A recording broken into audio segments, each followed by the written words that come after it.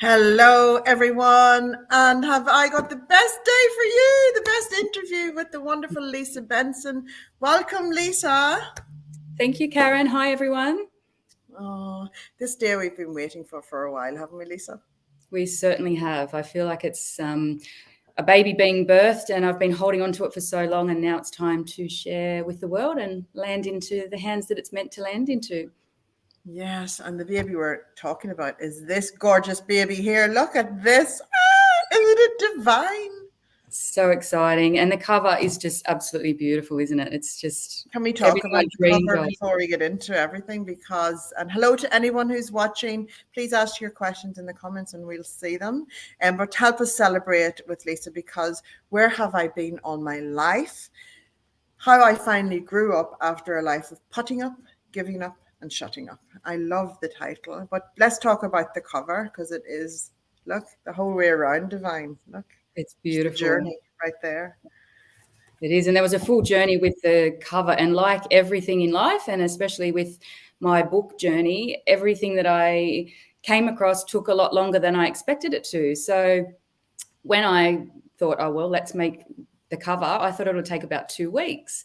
So as you know, Karen, I've got a few graphic designer friends, and we had a little bit of a dabble in all that, and we didn't come up with the right cover.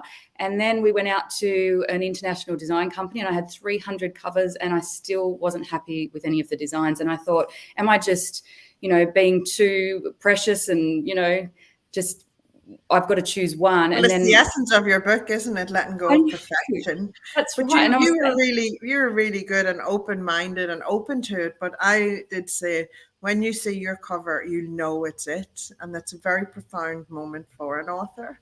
And you that's went so on that journey. But like 300 covers, sometimes there's just too much choice, you know. I know. And I did trust you. And when I did see this cover from a beautiful friend of mine, Lauren, who had an epiphany one night, and she had this vision of this cover, and then she produced and created this beautiful design, and I'm so grateful that it was her. And and I love it, and I'm proud to hold it in my hands now. So Yeah. And one of the things is, it's one of those meant to be things, you know. You went searching for it, but yet it found you. And that's exactly, kind of life, isn't it? You that's know? exactly right. And for someone to have an epiphany of what your cover is meant to be, like, you know, and we just jiggled it around a bit, but it's just It's beautiful. gorgeous. It It's is. It's so very perfect. pretty. Yes. I'm sure everyone will love the cover.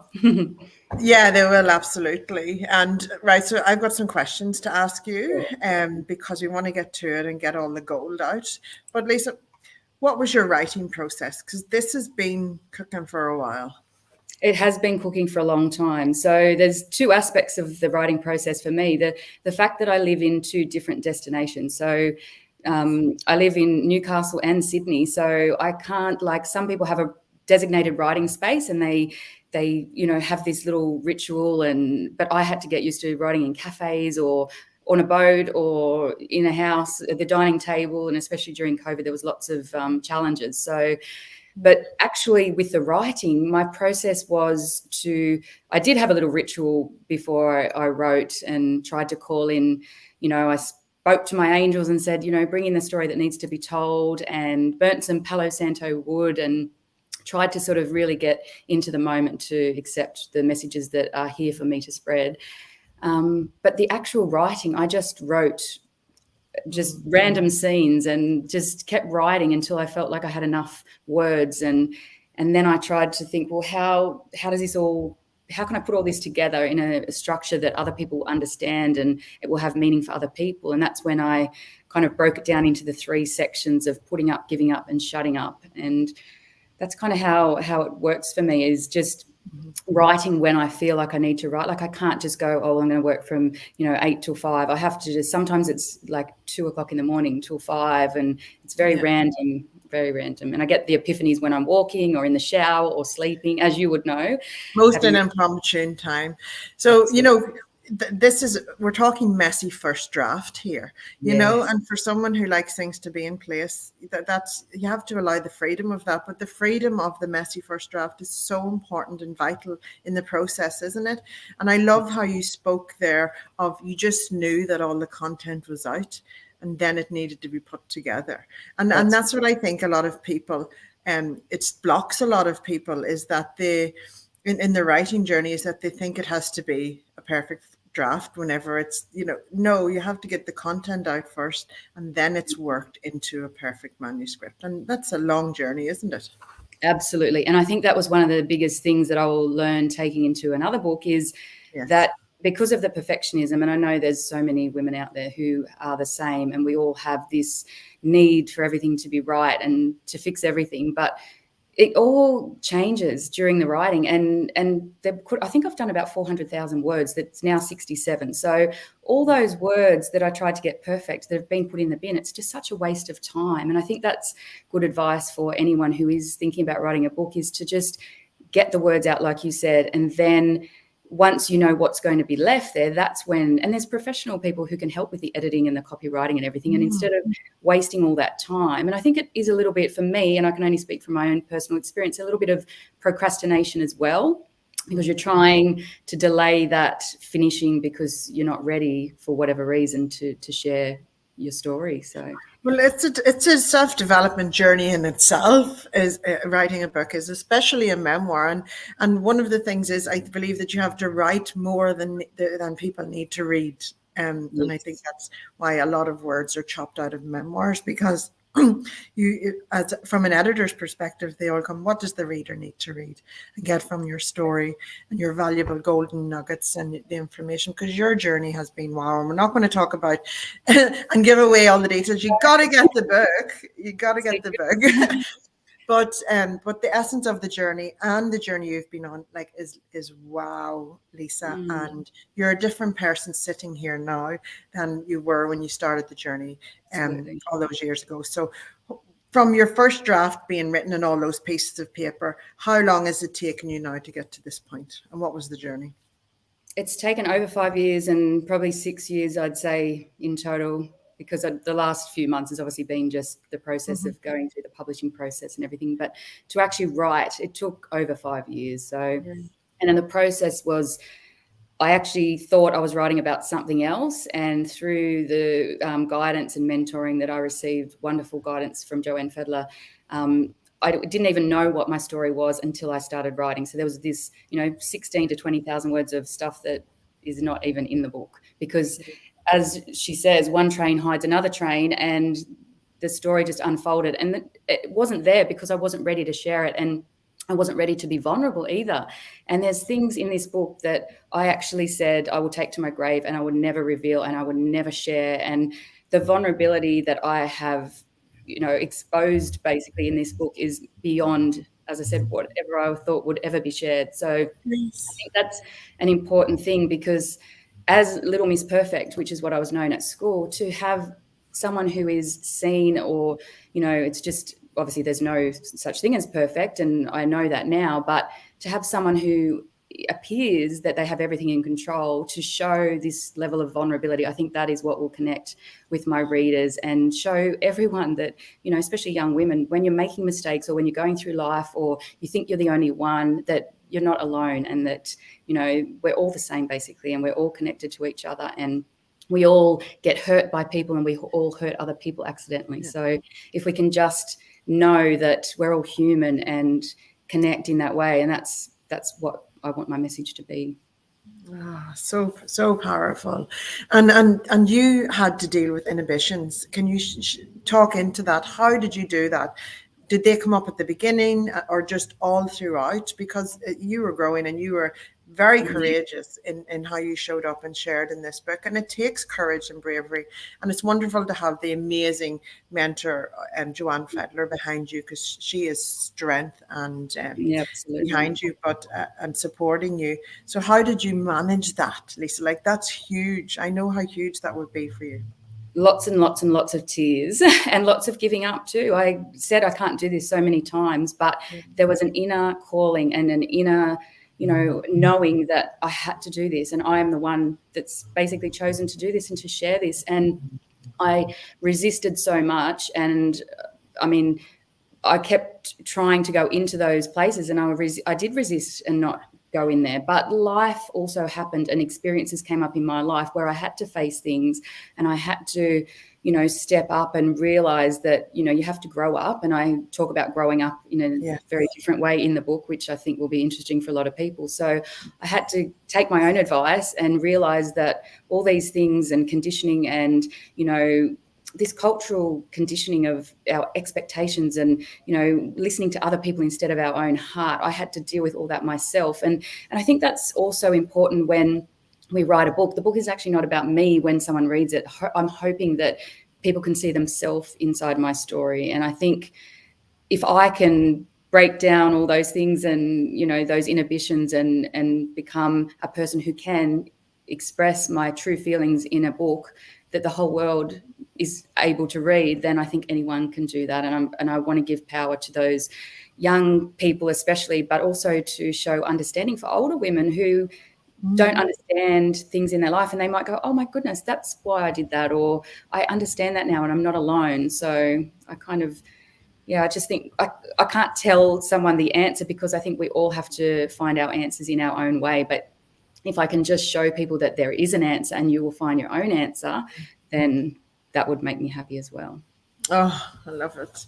Such wise, beautiful words. And it's because you've went through the journey and the story. And I believe that every woman is going to find something to resonate and connect with in this book, because everyone perceives things differently. So you have done your job. You have shown up and shared your story and gone on your journey. And it has taken you to be courageous and face things. And you have been like, there's no hiding here. You are just showing up and sharing. And one of the biggest things is, and most people know, is that I've worked in mental health. One of the call to share your story is one of the final stages of healing. So do you feel that you've done that through this process? Oh, absolutely. It's so cathartic. And it sounds a bit silly saying it feels like I've been in therapy for 5 years, but I did speak to so many people and I got so much advice and I read so many books and listened to so many podcasts. I feel like I could be a psychologist because of the study, the research, and the help from other people that I've done. But if I feel, we never healed. I don't think we're on a journey until the end of our life, but I think definitely stages of healing. And there's so much that used to really be an issue for me that I just have absolutely let go now. And I know that it is inside. I think a lot of us look, and I am completely honestly saying that I was looking for answers from outside. And I think that's with the title too.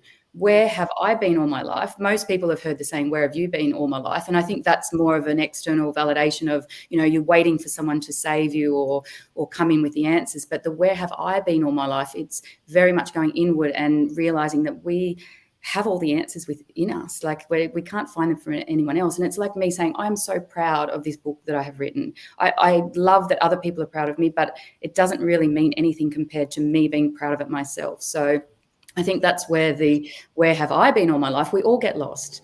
Even Little Miss Perfect gets lost. So we have to just go back to that, everything, we take responsibility. And I think that's another thing that a lot of people don't want to do in their life is take responsibility. And I feel like I have taken responsibility. And obviously I don't do everything perfect. And that is a great thing because that's what I need to get good at, not doing everything perfect. So we're going to keep learning until the end of our life. So is it? Oh God, I could just listen to you all day, Lisa. That's right. You all day too. And it is that people go searching and they don't have to search. It is like, where have I been all my life? It's when you took responsibility. So when you take responsibility, nobody else has the power. You have the power. And I always say, when you go inside for the answer and outside for the support to make it happen. So you went inside and wrote this book. And then you have this beautiful community of people, and we're not going to go through them all because they're in the acknowledgements, guys. No, and I'm so grateful on the spot. But there's so many people. It's a village to have got this story out into the world. Amazing humans. Absolutely. And that's what, when I say about the acknowledgements, I had 15 pages of acknowledgements. And again, I had to edit that down to about 5 pages. But because exactly what you said, it takes a village to write a book as well. And it takes everyone that touches the book, and everyone who touched this book has improved it and made it more beautiful and made it deeper. And there's so many people that I have to thank. And again, I'm not going to do that now, but it is an absolute gratitude for the team, the support that I've got from friends and writing tribes, and just obviously yourself as well. I couldn't have done this publishing journey without your absolute amazing support. So it is just a gratitude for everyone that helps on the journey. You can't do it yourself. It's impossible. Well, it's an honor to join someone on the journey, just as it the story that you share, it's an honor to read, and that's the thing, and that's why we all show up together, is to do that and to help this story reach the hearts and the minds of everyone that needs to read it. And it's going to touch so many, and so many are going to get what they need from your book. It's going to be interesting to see what people are drawn to, and all feedback and reviews are welcome. Yes, that's right. There's so many different things that people could relate to, and so I'm excited to hear some feedback as well after all this time. What do you hope that readers take away from the book, Lisa? Yes, I hope that they do, like I said before, feel that their uniqueness is valued and that they don't have to live up to the expectations of culture or conditioning or other people. Like, I just think we all try and feel like we want to belong. So I want people to know that we all make mistakes. We're all human. We all are here, and there is a purpose for everyone. And I know people say, oh, but I don't have a purpose, but we all do. It may be something that you're already doing, or, something that you may not know. Like for me, I've been so unconventional. And I won't give lots of the secrets away, but like there's so many things that I've done at a different stage in my life or not done that is expected. And I want to be a role model for, people to think that they don't have to do this just because everyone does it, or you don't have to have a child because that's just what's expected of me. So things like that, which, as I said, I won't go into all the details, but you got to read the book. I was like, Lisa, we're not going to give away all the details. What stops us from being our authentic self, Lisa? What do you believe that is? I think fear is one of the things, and I believe it is a lot to do with conditioning. And as I have said a few times, that we grow up with this, and it happens, it happens generations ago. It's not just something that, we can't blame our parents or the culture or media or movies, but we grow up with all these ideas, and we just we're like sponges, and we suck in all these, expectations. And I think we want approval from other people, and we want to be liked as well. And so instead of showing our authentic self, we show a version of ourselves that we think is going to be accepted. And I think that's a really important thing, because, as I said, I've hidden away behind so much stuff, but I know that I've got something to say and something important. And I am quirky and unique and, strange in certain ways, but that's me. And if people don't like me, then it's okay now. Whereas 5 years ago, I was trying to prove, you have to like me. So, and again, that's stories revealed in the book as well. So, and you're putting energy into people who aren't your people. And I have to admit, I have had the pleasure of hanging out with you and in both Sydney and Melbourne. And it's just a joy to be in your energy and just share the space with you. It's just, you crave it. It's just a beautiful energy to be in. Absolutely. Thank you. One of the quirky things, we talked about this before we went live. We've got the 3 sections in the book, which I love. I'm all about the magic of 3, and it helps the book flow beautifully. So I love your nice, concise, short, to the point chapter titles. So can you share a little bit about how that came to be? Absolutely. So when I did have the sections, I actually had, the titles were much longer, and it was very messy contents page. It was like, I put up with, and then like a sentence. So it might have been, I put up with, I don't know whether you want me to reveal any of the actual. Yeah. I'm going to reveal a few. Okay. So the first one is called G-string pajamas. So that's the interesting real chapter heading, but it was originally, I put up with wearing G-strings to bed. So there's nothing exciting or quirky about that. So it was actually it is intriguing, I have to admit. It is intriguing, but one one of my beautiful writing friends, Kerry, who just looked through my final draft, or one of the final drafts that you think is the final draft.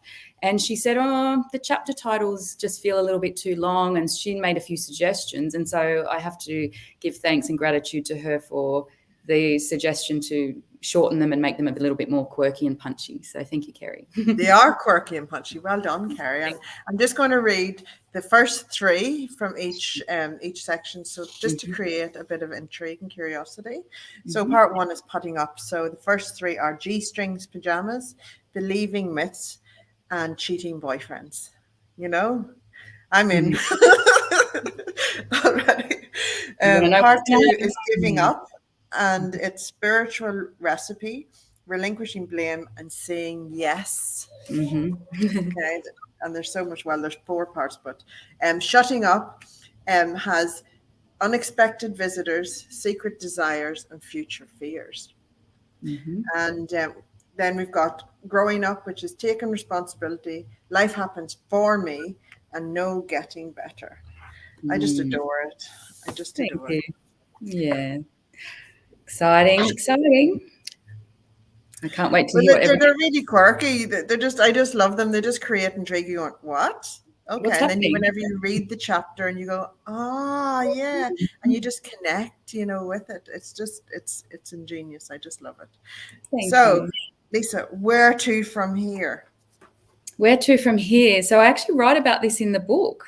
Yes. You mean where to as in what is my next steps, or? Yes. So I want to actually do something a bit radical and actually enjoy this moment of accomplishment and be proud of myself and enjoy celebrating, which we're going to do on Sunday with the official launch day, and just acknowledge, because normally what we do is and I could have easily done this, is put the book down and go, right, done, tick, next. And I think we need to appreciate the amount of time and effort and what's gone into this. So I'm just going to give myself a little bit of a break to do that. And then I have actually got 4 or 5 ideas, as writers normally do. So I've got some children's book ideas, which is a whole series, which I've written a few, with the themes from this book put into a child's sort of mind and a child's understanding. So there's some ideas there, as well as a fiction and another book in the same kind of line as this one called Where Do I Go From Here?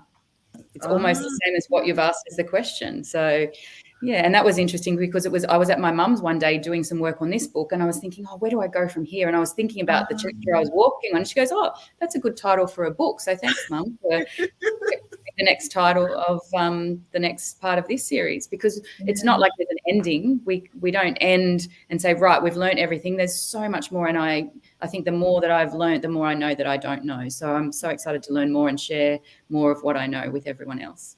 Oh, amazing. I adore and love that you're continuing to go and share through books, because books are amazing. They are a catalyst for so much more around that. And, we've talked about this before, but this is your first book. This is your book. Your baby is just being birthed into the world. Now we've got to raise it, get it out there and help it find its readers. And we need people talking about it. So share, everyone, grab your copy, take your selfies, talk about it. Lisa wants you talking about her now. She may have run a mile to the prospect years ago, but now she wants everyone to talk about this amazing book, because it is phenomenal. And Sunday is going to be so special. It will be.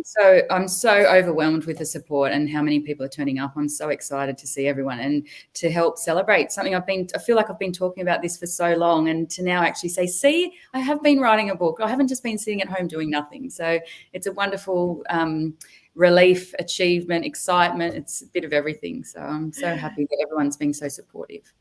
It's exciting, isn't it, to go from the mindset shift of the doing to the actual, acknowledging that you have now achieved it, and that you're able to bask in that fun and high vibe of that, and go and be so proud of yourself, and you should be. Absolutely. You've honored the journey. You've honored the journey beautifully. Thank you, Karen. I appreciate all your help as well. It's been amazing working with you. Oh, I was like, yes, because we've known each other for years. We've been in each other's energy online. We've got to catch up twice, recently. and it's just been beautiful to join you on the journey. But one of the things I knew whenever we were going to go on the journey, you were going to have to trust me and Yes, allow me to do my thing, and that's a bit free flowy, but everything works out in divine timing, doesn't it? exactly. It certainly does. And everything, you've proven that many times again. So I've just left all those things in your hands and trusted, and it's just all falling into place. So it's beautiful. I love it. Yeah, and that's a big thing for you. Like, can you imagine doing that 5 years ago, Lisa? I know. I would have been micromanaging everything. So yeah, we let things go, and it all has worked out perfectly. And Sunday is going to be gorgeous and beautiful, and we want to see everybody's shots and celebrations from the day. But Lisa, enjoy every moment. You have earned it, Thank you so and we cannot wait to see what happens from here. Thank you very much. I appreciate talking to me, and I appreciate everything you've done, and I can't wait to see what happens with this book. I know. Guys, if you're ready to grab your copy, go to kmdbooks.com, and you can also go and visit and learn more about Lisa and her journey and her book at lisabensonauthor.com. It's a beautiful website dedicated to your authorship and the book. And we want to hear feedback. We want you to get in contact with us and get in contact with Lisa and share what resonates with you. It's just, this book's going to bring you on a journey, and I highly recommend it. So thank you so much, Lisa, for joining me today, and congratulations on the launch of this awesome book. Pleasure. Thank Screenshot. you. Bye, guys. Bye.